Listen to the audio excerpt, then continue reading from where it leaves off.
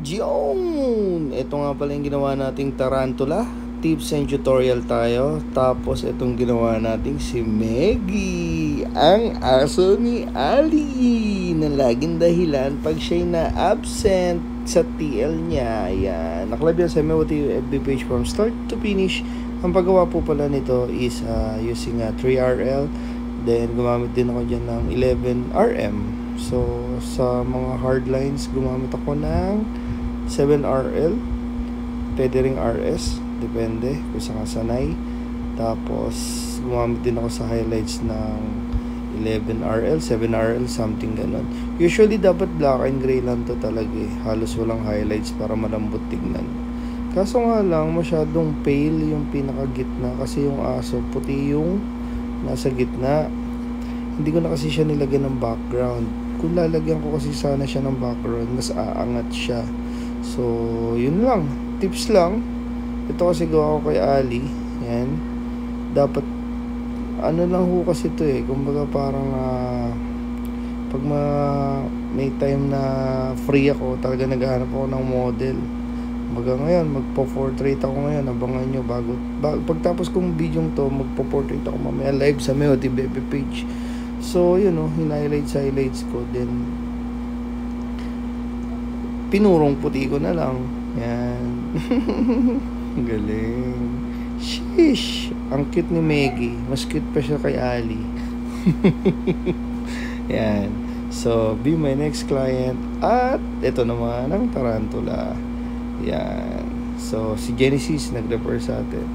Yan. Tapos, yan si Bossing Davies. Yan. Si Boss Davies, ang tarantula niya is yan yung pampaswerte niya sa Germany na marami pala mag-itlog ang tarantula. Yan. So, sa paggawa ko niyan, 3RL muna. Yan. Detailed. Kumbaga chinatsaga ko muna siya. Kasi pag dinarekta mo kulay, hindi mo siya madidetailed eh. Siyempre, magiging strong agad yung dating ng kulay. Mahirap patung-patungan, mag-overwork. So, ginawa ko using 3RL all the way muna. Pinaikot-ikot ko siya hanggang sa makuha ko yung gusto kong texture. So, kung bakit naman paikot, dahil late reaction yung iba. Like for example, yan, ganyan. Detail hanggang makuha ko yung gusto kong detail. Tapos, saka ko siya papatungan ng fake o kung ano yung kulay na gusto mo ilagay sa kanya. Yan, gumamit ako dyan ng 11M1 naman. Tapos using fake dark to light. Yan, syempre gamit natin pamahid is Tech Product Philippines from MLC Tattoo Supplies. Using 7 stroke yan, Flux Max. Tingin ko for 4 stroke then 7 yung voltage pala. Yan.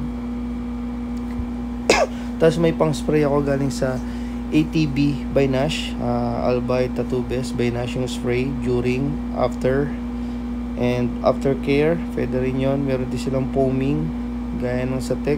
Sa Tech naman meron silang Tech Wipes, ink mixing, glide, yan yung pinapahid natin, and also yung stencil remover for foaming meron din. Yung glide nila maganda, lalo na sa mga cover up na ginagawa ko. Yan kung ba't marami ako maglagay kasi may ano na rin siya eh. May gamot, pampalambot, then at the same time ang ganda niya ipanglinis bago. Parang nakikita mo yung detail na gagawin mo pag nilalagay mo siya ng ganun. Yan.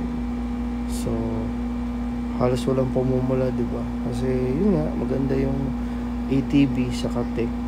Depende na lang kung paano mo sila gagamitin. Ito naman yung last, kumbaga yan daw yung nilalagay pagka huli na, sabi ni Boss Nash. Yan.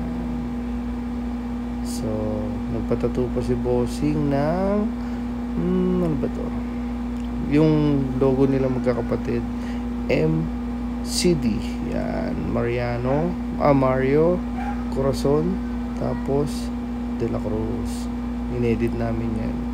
Siyempre using Tech product pa rin para makapit yung stencil. Yan. Then using ginamit ko yata dyan, 7RL yata agad ako dyan, o 5. Pagka dinaretso mo yan ng yan yung spray naman ng blue. Yan.